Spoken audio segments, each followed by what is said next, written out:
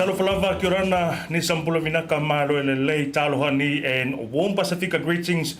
Welcome to another episode of Talano Pacifica with Lorenzo on Blue TV. Ilene yaso se follow the masina munimula ni tausango te sema lua hafe lua se fulmatasi o te falofa ya mo fafelo e toi foi i pa ia manu malo le tato watunu so se tafo le kelope ele suafa manu malo lo tato wali imo lo tato faola o Yesu Keriso talofa alava ya o mai lava yaso ya le ngata leo tiute ma 5 oro fe nga ye lo tato watunu manatu o lo solonga le lofa malanga le lo tato tapa ausili o le aso nei eva se fulu lima cases fo ila tau fa ma ndia mai ele matanga luenga le soifua maloloina le mau ai ma afia le fa mai le covid is flu iva lona winga o lo va pena ona tafili sau no per fa mai o le delta variant se por covid is flu iva itu tonu o le community le ala wo ia ia nga luenga lo fa ale St Anne's Parish por palisi St Anne's in Manrewa ina ia mau leva noa lo tato watu no matanga te Pacifica e mai so tanga ta maoli e fai e tui pui o covid is flu iva na paula valea o le metotia ua fa maunia mai fa le soifua maloloina fa scientific e mafai ona pui mai ai oi ma saunga le mu mai ai mai le fa mai o covid is flu iva e fia e fa ilo atu o le ua mafuta mai ia fa ululunga o le tato fa moe o le Vaxma Pack St Anne's Parish Manrewa ia le fionga le tiakono Deacon Sanele le ngata fuilea o le fitalainga ia namula ulu and sing talofa malole soifua malange mai a ulu sunga ia fatalofa atu le sunga Lorenzo ia tu lo pa io sam fengta pa le nu o la le o ia se pam talanga ia nu wat o fatino to salo pa ia nai le popo in pa fo ele solo ia fatalo fatu fo ile pa ia se tatu o nu o lo fa fon mai le nei tu la le aso ia e fa tai fo mo le nei ava noi e tatu te mafuta le nei aso ia se io tatu fa so tatu tu fai ma tatu tal noa ia me fai so tatu tala po le ase si la sanga foia po sei si so soani tatu te ngal due fatasie ia wala wa isu tatu o tunu ia me se foia le Pacifica atua io na io tatu o so foi tua oi ia a me se lewa tu lata mai nei Christmas after drinking talo fa na mula ulu mai oi nei yaso malo soifua mau malangi mamai lo sunga Lorenzo half time mo le ava noa mana tola tatou la loa le tatou fa moe e le ngata ilea o le aunga ma le autu o le whaatalenoanga le nei aso i la wafionga tiken whapia fo ina mula ulu le Vaxma Pack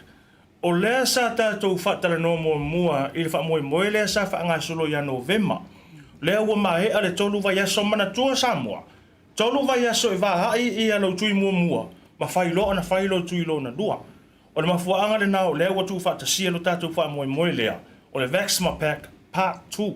Au leo la sau nua atu ia le fionga ia tiken ia whapea fo ia lainga ia namuna uru. Ile aunga mana wha mo a toa ua tu wha ta sia ai. Ma ua iaisa fina ngano tato e kale sia e maise the community of Manurewa. Ini e toi wha wau pere ngā ruenga wha aola. Mona o tato tangata Pasifika. Ia ma tangata Maoli. Saunoa ia rua whio. Ka tai na Sunga Lorenzo. Sai ele fetuna inga fo ile ma le ia inga ma tanga ruenga fo na ia se fo maloloina ia fa pe fo ia ni sum tanga ruenga. Ile taimi sa fato ai fo ile le wana na so ta ia tu ia tiau. Pe mo se ava no fo ile e fati no se tui i Saint Anne's e kale se catholico i Manurewa. Ono le totele o le mtanga ruenga po le ala lea. Ia le sa e ftuna inga fo ima talanoanga fo sa fa le night time. Ia sa e fo ila le ftuna inga fo le se taimi o mo mua. Le tolu fava yasu. Ona toe fatino le o sei situi le la pe o ta pena ila le e fa mo le la so taia. Ma lo fa tai tikin. So no mula ulu, you know, we've had our very first vaccination event last month. And I guess bringing it back, you know, for a second one, you don't want to leave anyone behind. You know, you don't want your community, your families and your whānau to be unvaccinated and get affected by COVID-19. Can you share a little bit about the preparations and, you know, mea umalawa over penantu whatasi ai, the Vaxma Pack Part 2 tomorrow? Haftai mo le avanoa Lorenzo. Yep, so le la whai atu lo tali wha Beretania. So what's going to happen now with Vaxma Pack Part 2, we will be having not only the first and second vaccination, Pfizer vaccine, but we also have the booster vaccination available. Whaasa mo o le busa. Ia e mawai o lau busa kai, au pēr e whio me whai o tui pui puia. So the preparations that we have tomorrow is we do have a live band, a live DJ. We have entertainers there tomorrow, and we also have food parcels, vouchers, and things like that. And we also have wonderful spot prizes available tomorrow. Mana ia na mula ulu tiki nea sa e sau noa ele tūranga lea sa whapena o na whesiringia i fo i lau a whionga i ele ngata i leo le tātou komiti. E te tau lava o na iai se Part 2 po se whahenga lua mai le wha moe moe. Lea sa whatau no ina le masina lea o tua nai. E ma whai ona e sau noa manino le tūranga lea o le booster vaccination. Lea ngā o tō tele fo i la tau a whasok tai mai le tātou por kalame mwhai mai. Ua wanoa po ua available i le booster vaccination. E le ngata i events i e whai nea le drive for vaccination. Ia mai se fo i la clinics langa le tō tele lava. O lai o la tau mawhau. Na o lato fo mai fale ainga la o mafai ona fai ele booster. Ai mafai ona fa manino le tūlanga. Ia mata se atu ai foi. Tūlanga lava le nei vai tau. Fai ngā mea alofa. Le o tatu i le taimi o Kirisimasi. O le fai mea alofa pe taila. E fa manino atu le awhionga ia tikin. Ia pe ing tatu tufanga vouchers, food parcels e le ngā tailea. O na tatu spot prices mo fa moe moe la so tai au tikin. Ka tai Lorenzo. O le totelo tangata ia na wala au mai. E kia malama la vai le tuila le pene ta ua le pusta ia o nisi fo i olo whapea mai o le fo i whai mai ia le to telo nisi tolu masina ia le whai mai isi ono masina ia le la pe ona wha malama matu ia whaptai leo mo ni awa noa e whalau tele ai ia ua le tūlanga le iai mai lo tui muli lava le tuilo na lua lea ia se ia o mai taimili nei e tau lawa no ono masina. Ono masina. Ono masina, ona e entitled ola ia le ia pe qualify for e whai lau pusta lea. A le leifo e le tui lea, le pe ona whaafunga fo, la fo mai le si wha ma. Ia a le tau nuu umara na wha ma, a lewa iai le tui lea, lon tolu lea, e pui a atua le tangata a. O le taimi nei, o la ua o le tō tele laua wa lua, tui ia le la mai whātatano pe. A whai lawa laua a toa le ono masina, mai le taimi lau tūnu muse o ma le taimi nei. Ia o maua leo lawa noa e whai lau le tui la. Mai se lawa lau tātou tūlata i le Kirismas. Ia o le vaitau sanga fu ile i tātou te e mafuta i ainga. Poto ai ainga ia ma whaftai ma vi i le atua ua au lia mai le ni aso tāua. Ai o le tāua fu i o le whatasinga. a ua uma na fai lau tui lava lea uma na whaatino ia tūlanga i tui ia wā lawa pui puinga o nei ainga mai se lava nei whanau le fo i aso le ua uma na tāpena ia ia le komiti ia mai mātou umol o ngā lua i tua le tūlanga lea ia e mātou te mulvul whātai te leo nisi o mtanga luenga o lo sponsorina ia le tūlanga le i whainga mea lofa ia le peo na iai ia o leo te pōserilo fo iai le tūlanga na iai lea wha moe moe i le tolu vai asitalu ai ia le fia fo o tangata no lātou talia te leo nisi o whamonianga o le ngata i tūlanga i tau mafa i food parcels ia wha pe fo i vouchers ia nisi fo o spot prices na iai e lo whaateleina lea whaateleina pia ia to te leo le tele o i lātou loa lo fa mai wha moe moe Paftai tiki, masaro lea ua manino le tūlanga lea, ai pei ona iai fo inisi o whaafisili le taimile nei. Pai mainis, ai sea e ono masina ai, pei tai ia o sausu e so engai le ngata fo i lea o le fo i whainga luenga i tono matanga luenga le soifua manolo ina. E ono masina i te taukona tu ova noa i le tuilo na lua. Ina ia whailenga luenga le tuilo na lua le i tu tono lo tino. E ala lea i le maintain le o le immunity system o le tangata.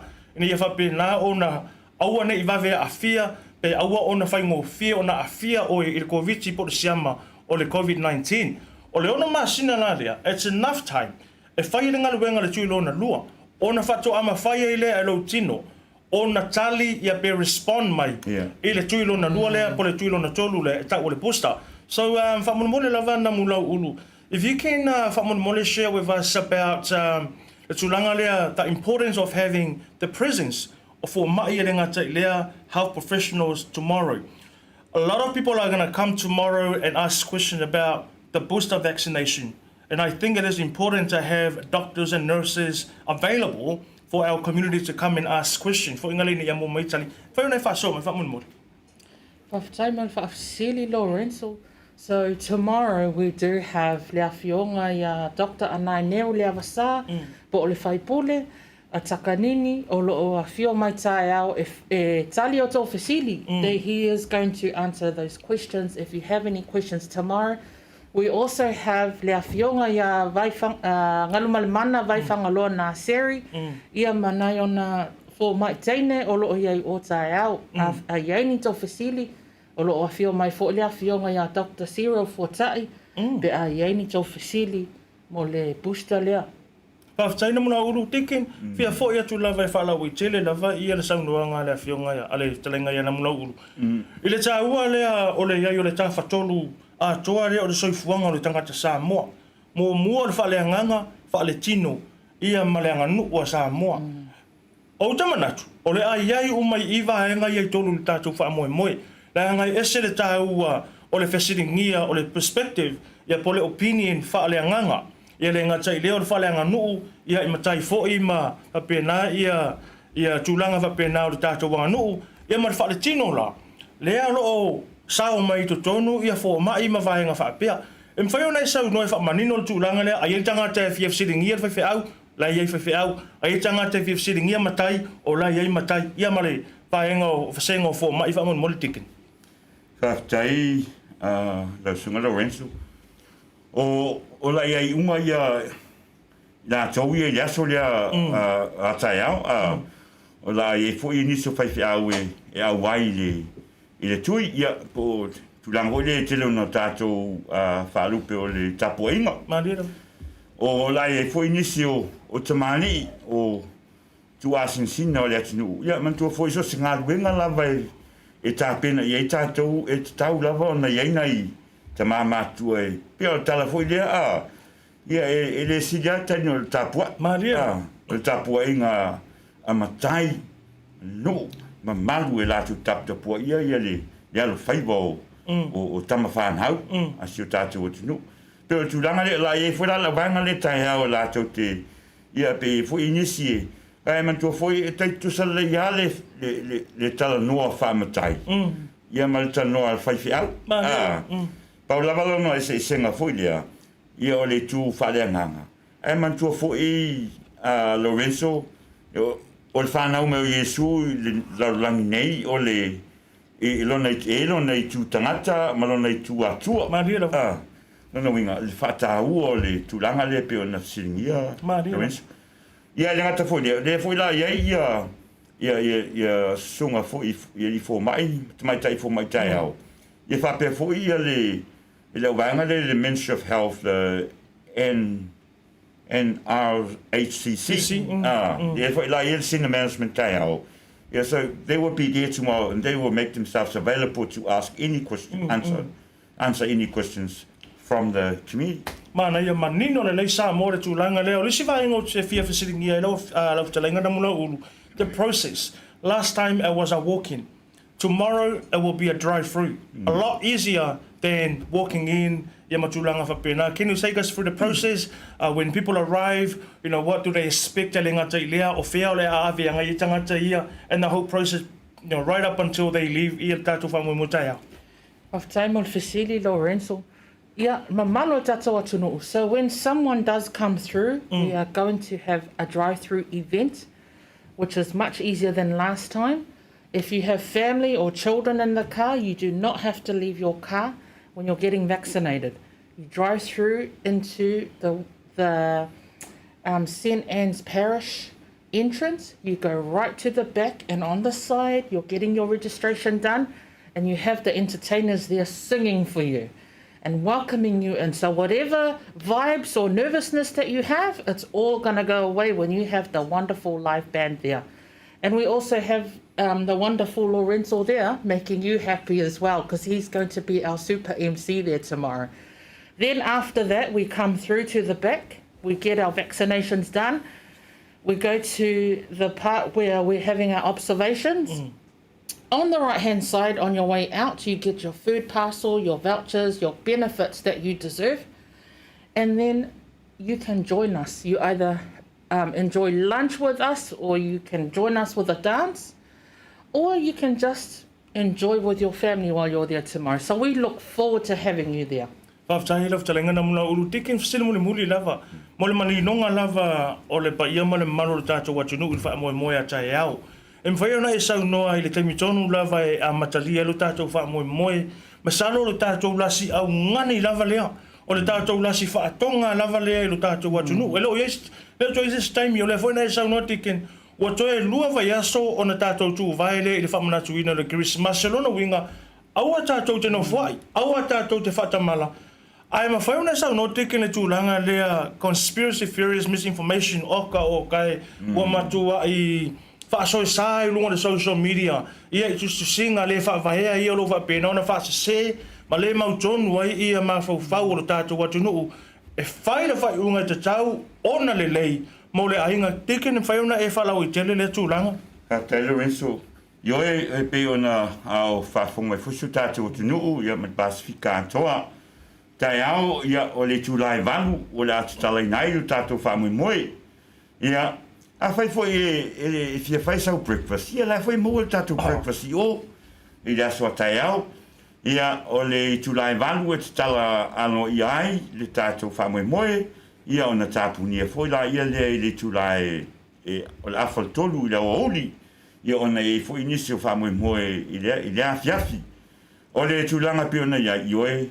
Talo atu Samoai ia tātura I mai tātou o pongi le ne whamoe moe le ngata le ne whamoe moe ia whapena fo nisi whamoe moe lo whatinoina o le tau alanga lava ma le talo atu le watu lata ia le Christmas o aso tumu ai Marira. ia e sila fia fo I tātou ia o le nei ai e le o maua se soani tele I whanau pe o tūlanga le whai tete ai e fo inisi o ainga lo o soani ai ona ua a whaina nisi o whanau ona le whai o tui o mātua o le whewai ia le lau o atu le whale ia ua pepese tua I le whamai ma infected wai ia I nei whanau la e ti le I maua le avano e whatini o la tūtui ia pe o tūlanga na le la o teime e tumu ai o le tala fo ile wa o le sitala si e fisila ko lo ai si fonga mai si o le fa pe mai fo mai o le le manu fe ai. O tu sa so atu la tulanga leo. Lorenzo a ta pena lau. A ta pena lau ngai i la sa leo. Maria. E o au chat sao ia. E ta pena mai la sunga fua. Ta pena mai la sunga fua a ngai i la sa.